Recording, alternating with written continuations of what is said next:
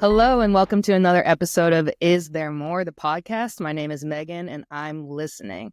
Coming on for some mental health and storytelling conversations, we have True Hinds Madega, who is a writer, director, filmmaker, and first AD. The greatest thing she's overcome is fear of the unknown. Her greatest accomplishment is far too many to count, but the most recent is the work she's done in Tanzania, contributing to the creative arts and filmmaking industry. Her vision for the industry is opportunities and platforms for faces, voices, and visions, regardless of age or experience.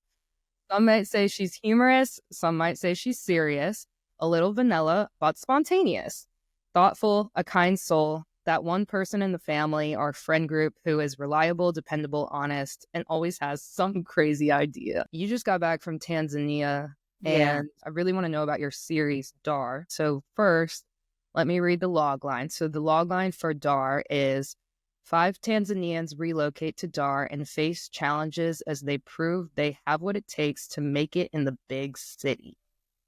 Wow. Yeah. How did you come up with this concept? Oh my goodness. So first of all, I love Tanzania. That is home. And I miss it. And I'm not going to cry on this podcast. I'm not going to do the ugly cry. But I love it. I absolutely love it. And so this, you might hear me say several times throughout, this podcast. But in 7th grade, my English teacher said, a great writer writes what they know. And so wherever I go, I'm like, wow, I really embrace the experience of the place and like the relationship that I have with the place. And so when it came to DAR, I know what I wanted to do, but I didn't know how that was going to happen. My prayer before leaving the States was I want to be able to live anywhere in the world and get paid to do what I love. And so, yeah. That's such a great wish to have. Yeah, and that's like my constant. I don't care where I go, I want to get paid. I desire to get paid to do what I love, right? Yeah. And to get paid well and generously. Let me add that little detail on. As you deserve. Yes. And so when it came to DAR, I was like, I have time to write now. And I became, just kind of quickly familiar with the culture. I had nothing but time on my hands, lots of crying after leaving the U.S. because I was like, there was nothing to do. There was no business. It was peaceful. It was quiet. And I was like, what am I doing with my life? And I was like, I could always write. So I linked up with another writer she's Tanzanian and she's my co-writer on this series. I want to create a show that is filmed on the continent about, in Tanzania, but can be screened internationally and internationally relatable. And so I was like, all right, well, what is DAR? Like, what is people experiences here? And just through listening and learning the language, learning the culture, things of that nature, that's how the series was born. I wanted to create something authentic as opposed to like anywhere Africa. Because, people will be like, oh, you're in Tanzania. I heard something was going on in South Africa. Are you okay? I'm like, it's a long way away. So you know how Tanzania alone is like the United States could essentially fit inside of Tanzania. Wow. Oh, wow. No, I did not know that at all. That's Africa is huge. Tanzania is massive. That's amazing to know. Yeah. And that's what I'm saying. Like, there are things that me, like, as a foreigner going over there, I was like, wait a minute, what? And I desire, and still do, because the series hasn't been picked up yet, but I desire to tell that story from Tanzania through an authentic lens. Like, I'm a vessel, and I respect my place when it comes to storytelling and being able to create a series like that. But yeah, that is how, there we go. Tanzania's right here in Africa, so everyone knows. So we got the U.S. map messed up. Look at this. This is not showing the real size. This is the United States. This is not showing the real size. And Tanzania, we just learned, is actually the same. It's massive. This is insane. It's massive. Like, God, we need a redraw on this world map. So let me see if I got all that in summary. So when you were young, you always loved storytelling. yeah. And one of your teachers said, write what you know. And that always A stuck. great writer writes what they know. Yeah. Great writer writes what they know. Such Yeah. good advice. And that always stuck with you. So fast forward many years later, you wanted to be able to work from anywhere in the world and get paid to do what you love. Yes. So you just kind of randomly decided to go to Tanzania. No. And then the story came, or how did you actually decide on Tanzania, or did it decide on you? So I want to say the latter, possibly. In my 20s, early 20s, I'm talking about like 21, I knew that I was going to live outside of the U.S. at some point for an extended period of time. I served in the Navy for 8.5 years. And yeah, and through that experience, what I realized is the only thing that separates us, and I'm using that lightly too, is language and culture. If you learn a language and you learn a culture, you can live anywhere, right? And so as I was thinking about places to stay, first, of course, it was like, oh, I'll move to London. I'll move to the UK. Then it was Costa Rica. And then there were a few other like countries and places that I considered.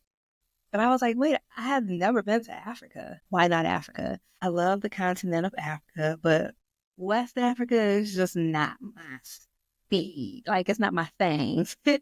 It's different from East Africa, which is where Tanzania is. Can you kind of break down the differences a little bit? So West Africa, the way I put it is it's a little more lived in. Like, it's a little faster paced in some ways. It has already like kind of a beat. South Africa is the same thing, as well as the history that has taken place there, which I encourage viewers to do the research. I'm not about to sit up here and spill all of things, but Yeah. There's an interesting history that has taken place in a lot of countries on the continent of Africa. But for those regions in particular, like West Africa and South Africa, I wanted somewhere that I could relax, that was a little more mild, I guess you could say. And Tanzania offered like peace and yeah, it was like a little beacon. It was like a little light. It was like, hey, we're over here in the east. And I was like, let me look at this, the shiny little beam. And that's exactly what it was. It was perfect. Like, that's where I was supposed to be. That's also where I met my husband. So there's No way. yeah. So on this same trip? Yeah. Wow, For congratulations. 7 months. Thank you. That is wild. That's amazing. Congratulations. So you met him and you got married in Tanzania too? Yep. Mm-hmm. Yeah.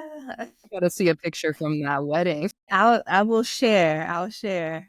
Before we go any further, let's take a look at the trailer for DAR. I had let no people- idea. Yeah, let people know like what we're talking about. You know what I'm saying? Yeah, that's my baby.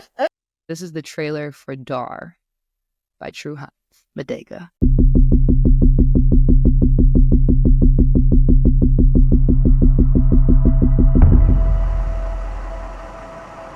Rafiki nani peleka wapi mimi huku? Sasa sikuwa nimesha.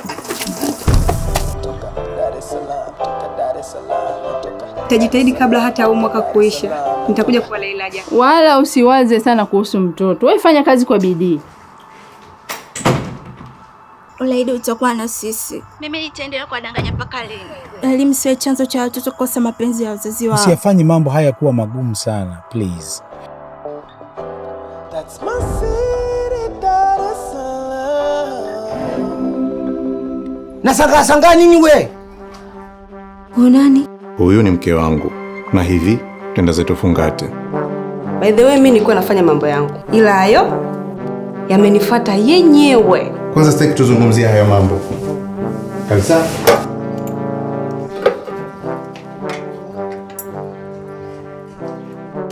Sehemu nzuri. Karibu.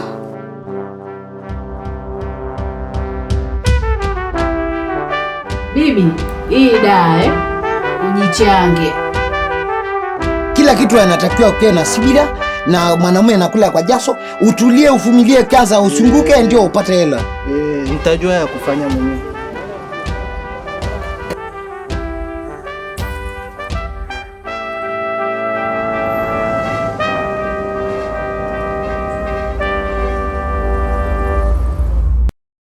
Ananiuzia dagaa, anasema eti ni mbegu ya samaki.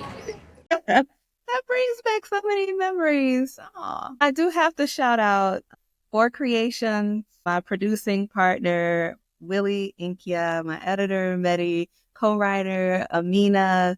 Like there are so many grips and sparks, all the actors, everybody in the credits there. It's such an incredible team. It's an awesome team. And I met Amina through Rebecca Nzingi Corey. She was the former director of Nafasi Art Space, which is where I worked for my time in Dar es Salaam. So yes, Nafasi Art Space, they brought everybody together. And out of there, I got connected with so many people in the creative arts in the film industry. And I cannot not thank everybody that I met there, the music, Ronnie Charles, so many people. Oh my goodness. And I pray that this series lands with the right company, with the right person to bring it to fruition, because we put so much work into it, and I desire for the work to reach far and wide as a result of what we've created. Yeah. I do as well. And I really want to be somebody who's in support of that. Yeah. So this is great work. It's also very opens up, my mind, and I'm sure people's minds who haven't been to Tanzania before. Yeah. Just watching even the trailer gives me a reminder of the great advice I got from our mutual friend Jackson J. Huckman. Yeah. Who taught me take people to a place they've never been before and show them something they can relate to. Yeah. And this year, I don't know if you know Lindell Singleton. Lindell added this year and throw some family drama in the mix. So watching your trailer, it's got all those ingredients in it. Yeah. If you could tell people why they should buy this series, what would you say? It is authentic to the core. Amina, she always used to tell me, professional. We spent 6 months writing, just the pilot itself. And we did a lot of research. We cross-referenced this story with other Tanzanians. A lot of people were like, yo, that's me. And even my friends who are foreigners, who are Americans or from the UK or wherever else they're from that's outside of Tanzania, they're like, this is so good. It's a story that I think is true to the culture in Tanzania without, I'm trying to use my words carefully, but without pimping the culture, basically, When you watch DAR, you'll be like, when you go to Tanzania, you'll see places that you can go. And oh, I saw that in the series, or, it's internationally beneficial. Yeah. Wow, that's great. And that was your goal too, that it could also be shown anywhere. So are you doing dubbing of different languages, or is it just subtitles, or what's your plan for that? Here's the thing. Swahili is a beautiful language, and I want Swahili to have a platform to exist throughout the world. And I think that's important. In the same way people have to learn English, it's the international language of business. May Swahili be a competitor along with Mandarin, French, Italian, all those other languages that people have to learn. Why not? I love there will be maybe dubbing like that. I think is a back of house kind of business deal thing. Yeah. But I do believe that Swahili should have a platform to stand on its own. I love that. Mm-hmm. It's amazing. And, subtitles are good enough. People can read and then they can learn. So, be influenced by something other than our own little bubble, So I love your mission. Yeah. So tell me about you said you've met so many great people through the arts center. Tell me about like getting along with the crew and the cast, how you overcame the challenge. First thing that comes. So one thing I will say about Tanzanians, everyone is really friendly, or at least that's been my experience. It could be what you put out, you get back, but truth be told, everywhere I went, it was first because obviously I think I can look Tanzanian until I open my mouth. They're like, where? Yeah. Mind you, I have a military background, so I run my set like a drill sergeant. Like, that's why I love first AD. And I'm like, time is that makes sense. We doing? Let's get this. We're gonna meet.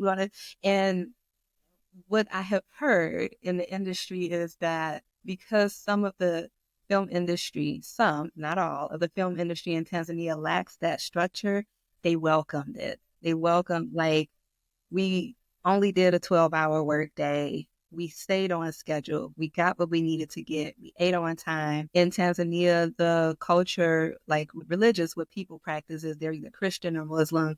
I wanted to be mindful and respectful of the culture. If I have Muslims on the crew, all right, you need to go to prayer at 12:30, 1 o'clock. Go do what you got to do and work it into the schedule. And so I had the opportunity after that to also work on commercials with We Media. Hey, Winnie, thank you. Thank you, Willie. And challenges comes with the work, but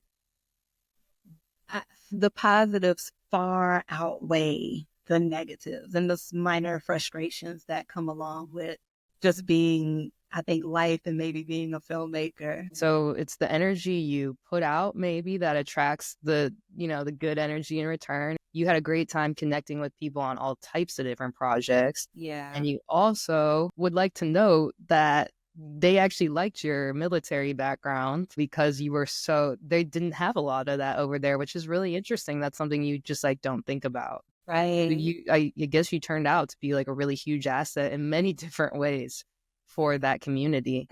Can I add, if it's okay? Yes. I just want to add it is mutually beneficial. Like my time at Nafasi, and I was the coordinator for Nafasi Film Club. The work that we created in Nafasi Film Club, we now have award-winning short films as a result of that. Wow. And the filmmakers have developed relationships with each other. And then I, in turn, started learning Swahili. I learned about the culture. I saw in myself where I could like relax a little bit because Americans can be intense. That's facts, yeah. Teach me some Swahili. What does Nafasi mean? Okay, so I'll teach you like a short greeting. And then I'll say we'll meet at Nafasi. Okay. Okay. So it's like you can say if it's if it's your peer, you can say mambo. Mambo. It's like, hey, what's up? Hey, mambo. And then I'll say poa. Poa means cool, okay, good. You can say mambo or habari za leo, habari za asubuhi. Leo. What is that? Leo is day. Oh, like good day or something? Yes, like how is the day? Good day. How is your day going? Habari za leo. Okay. Yeah. And then I would say nzuri. Nzuri means good. That's the simple one. Oh, that's cool. Yeah. And then let me see. I'm trying to think of how to get there. But Nafasi means space. So it's Nafasi Art Space. It's like a space for art. Okay, Nafasi means space. Got it. Yeah. Like if there is an event going on, I can say to you, Tukotane Nafasi.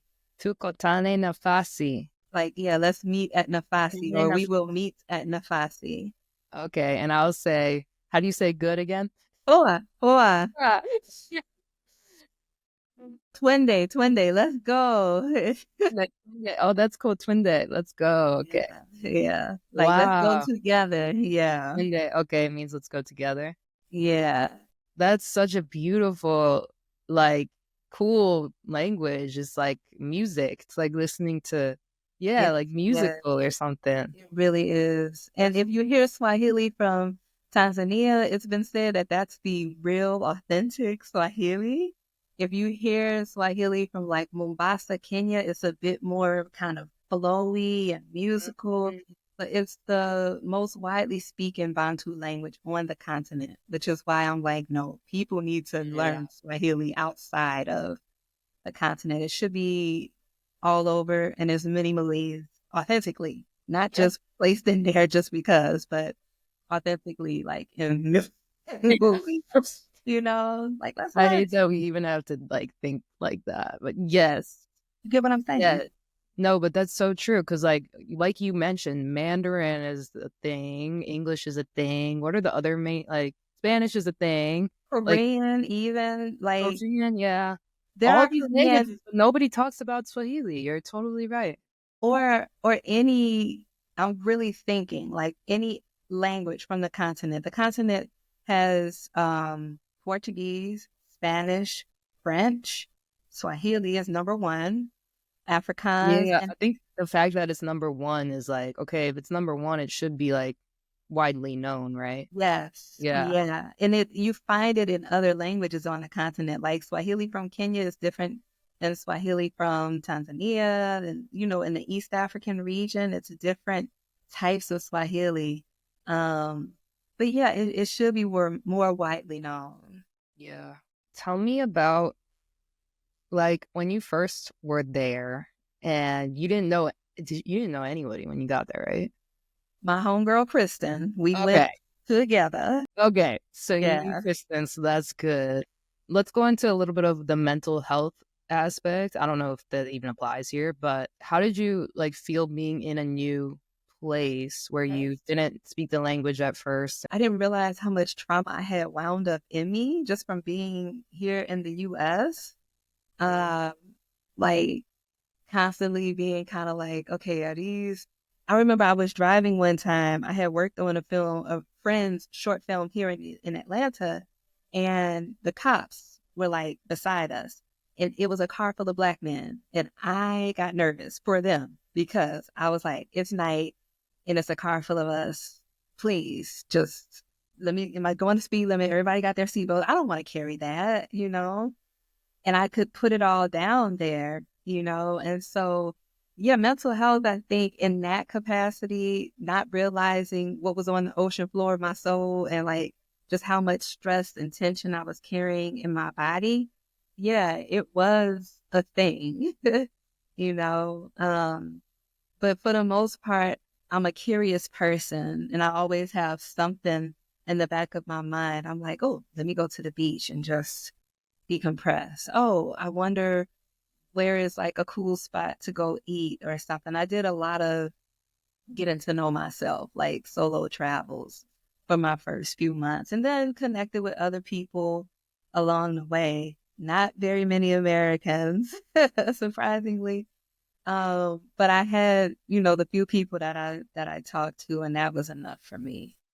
Wow. Okay, so if I got all that, you actually felt more safe in Tanzania. Like it almost was like, yes, you got there and you were like, oh, did I make the wrong decision? Or oh my gosh, like I don't know anybody here. I don't know the language. It was difficult. But really, you felt like you could put a lot of your burdens down dealing with the system in America and how you're actually treated and how you're conditioned here in the States. So you felt like, wow, it was more of a relief to be there.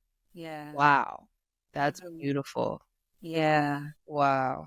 And it's something that cannot really be explained. It can only be experienced. Like everybody's going to have their own nanileo, their own like kind of takeaway from it, you know, but that's what it was for me. It was liberating. It was freeing. It was peaceful. And then I started working and I was like, whoa, let me hold on because I'm going